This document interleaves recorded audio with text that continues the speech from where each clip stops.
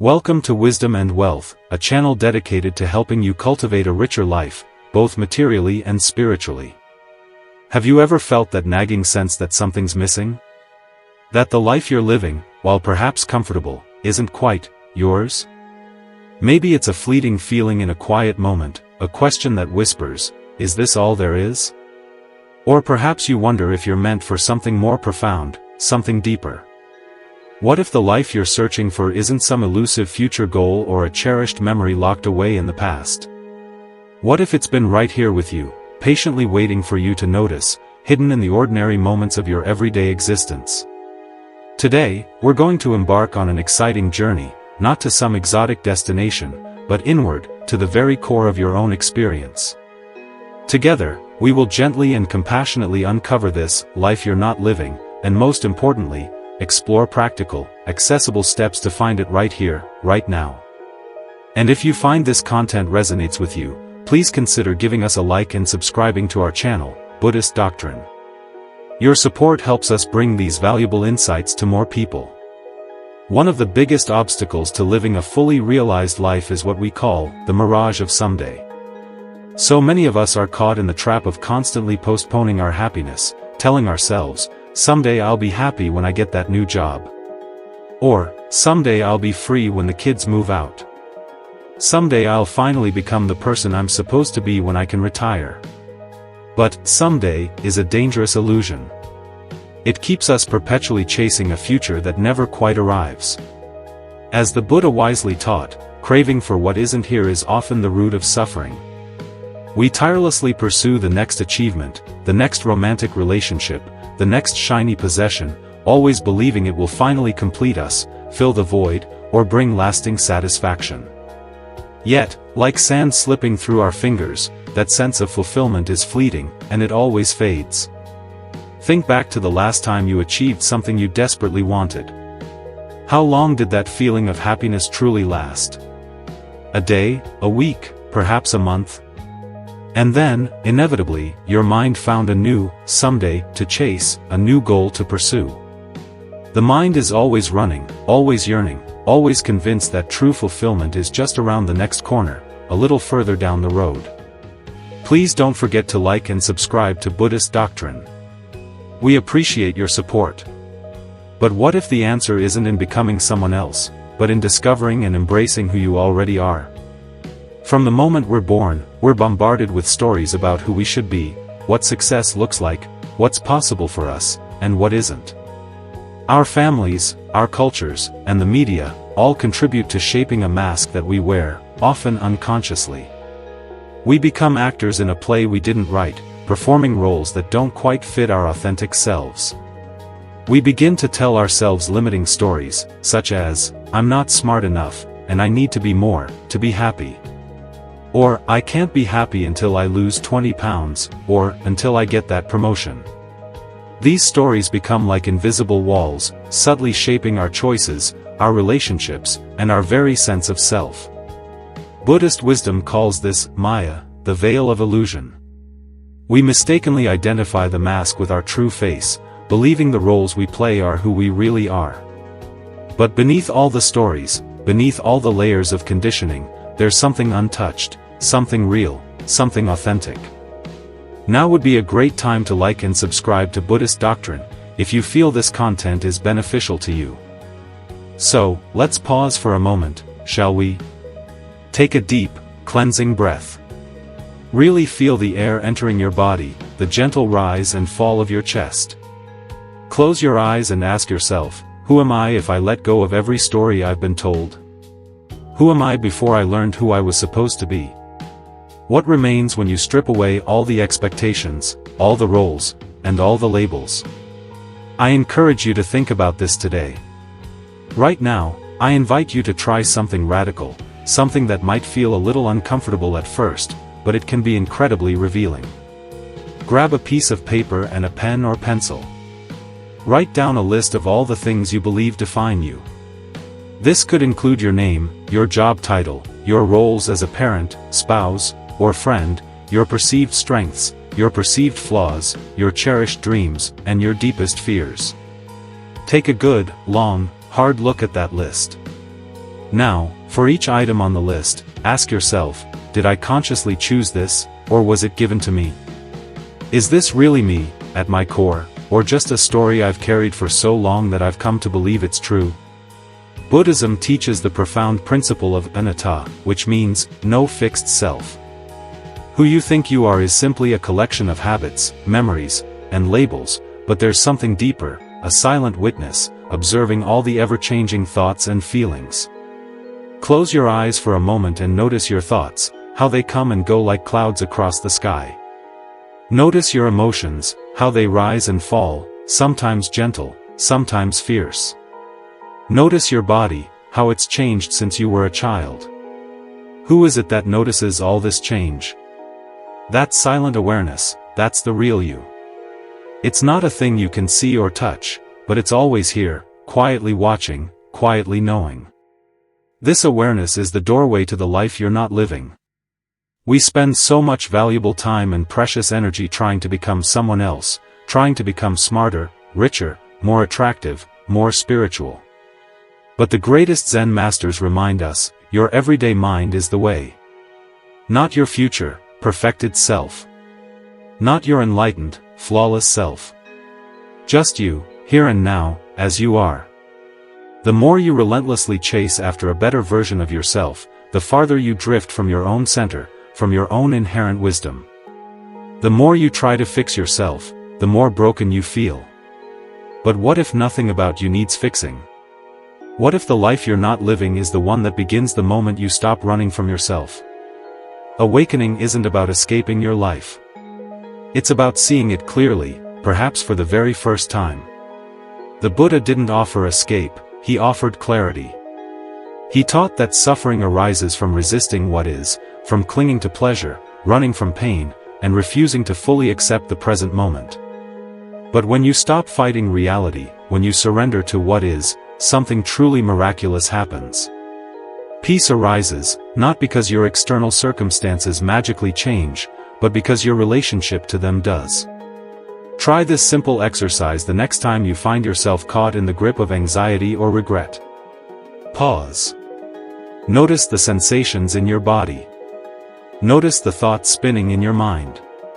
Instead of trying to fix them, change them, or push them away, simply notice them. Acknowledge, this is what's here right now. Breathe into it. Allow it to be. Watch as slowly the grip of suffering loosens. This is mindfulness, not just a technique, but a way of being.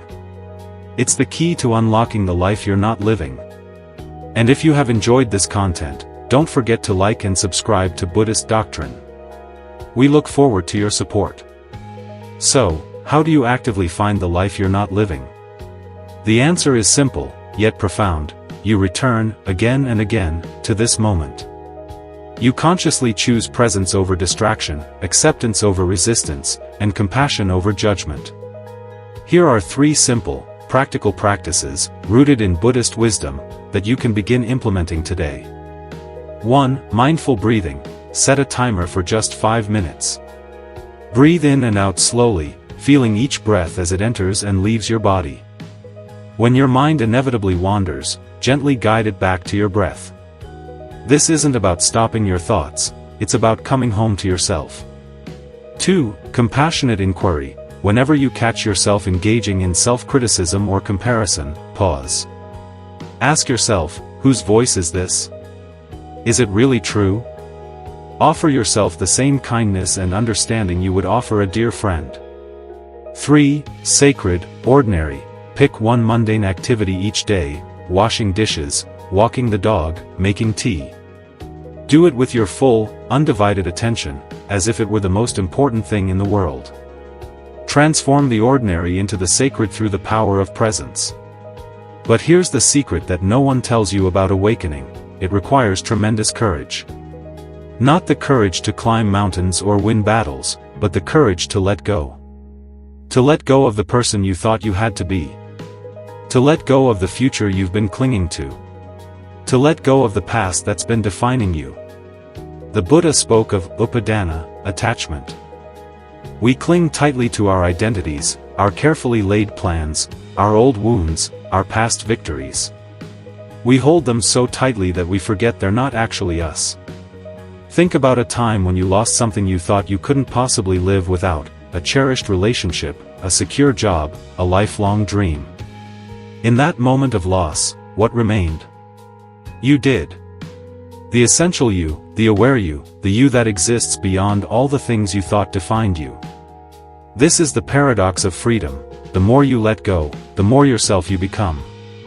The more you release, the more alive you feel. The life you're not living isn't waiting for you to acquire something new. It's waiting for you to release what was never truly yours to begin with. Living authentically in a world that profits from your conformity is an act of sacred rebellion. Every time you choose presence over productivity, you are rebelling. Every time you choose being over becoming, you are rebelling. Every time you choose your inner wisdom over external validation, you are rebelling. This isn't rebellion for its own sake, it's rebellion in service of truth, your life, your authentic expression. The Zen tradition speaks of a beginner's mind, approaching each moment with fresh eyes, as if you've never experienced it before. What would your life look like if you approached it with beginner's mind? What if you looked at your work, your relationships, your daily routines as if seeing them for the very first time? What would you notice that you've been missing? What would you change that you've been passively accepting? What would you embrace that you've been actively avoiding? The life you're not living often hides in the spaces between your habits. It whispers in the quiet moments when you pause and ask yourself, what do I actually want, right now? When you begin living from your authentic center, something truly beautiful happens. You give others permission to do the same. Your courage becomes contagious. Your presence becomes a gift. Your authenticity becomes a beacon for others who are still lost in their own stories. Buddhism teaches interdependence, the profound understanding that we're all connected, that our individual awakening serves the awakening of all beings. When you stop performing and start truly being, you create space for others to drop their masks, too. When you stop chasing and start resting in what is, you show others that inner peace is possible. When you stop running from yourself and start embracing your wholeness, you demonstrate that self-acceptance is not selfish, it's sacred. The life you're not living isn't just about you, it's about the healing you bring to the world simply by being who you truly are. Think about the people who have most profoundly influenced your life. Were they the ones who had it all perfectly figured out? Or were they the ones who were courageously, authentically themselves, flaws and all? Were they perfect, or were they simply real? Your realness is your gift to the world, your authenticity is your invaluable contribution to the collective healing. Here's the final truth I want to share with you: finding the life you're not living isn't a destination, it's a practice. It's not something you achieve once and then possess forever. It's something you consciously choose moment by moment, day by day. There will inevitably be times when you forget, times when you slip back into old patterns, old stories, old ways of being. This isn't failure, it's simply being human. The Buddhist path isn't about striving for perfection, it's about returning. Returning to presence when you've been lost in thought. Returning to compassion when you've been caught in judgment. Returning to your authentic self when you've been wearing masks. Each return is a small, gentle awakening. Each return is a step closer to the life that's truly yours. The Buddha's final words were, "Work out your salvation with diligence." Not achieve enlightenment and be done, but keep working, keep practicing, keep returning. Your life, your real life, is not a problem to be solved, but a beautiful mystery to be lived. It's not a destination to reach, but a meaningful path to walk. It's not a performance to perfect, but a presence to embody the life that's calling you. So, here we are, at the end of our journey together, but really, at the beginning of yours. You came here seeking answers about the life you're not living. But maybe, just maybe, you've discovered that the life you're seeking has been here all along. It's in the breath you're taking right now. It's in the awareness that's listening to these words. It's in the courage that brought you here, searching for something deeper, something truer. The life you're not living isn't somewhere else. It's not in the future when you finally have it all figured out. It's not in the past when things were different. It's here now. In this very moment, in your willingness to question, to explore, to be present with what is. You don't need to become someone else to live this life. You don't need to wait for permission or the perfect circumstances. You don't need to have all the answers. You just need to begin. Begin with one conscious breath. Begin with one moment of presence. Begin with one choice to be authentically, courageously, and beautifully yourself. The life you're not living is calling you. Not from some distant shore, but from the very center of your being. Can you hear it? Can you feel it? It's been waiting for you all along, and now it's time to answer. And one last thing before you go, be sure to like and subscribe to Buddhist Doctrine. Thank you for watching.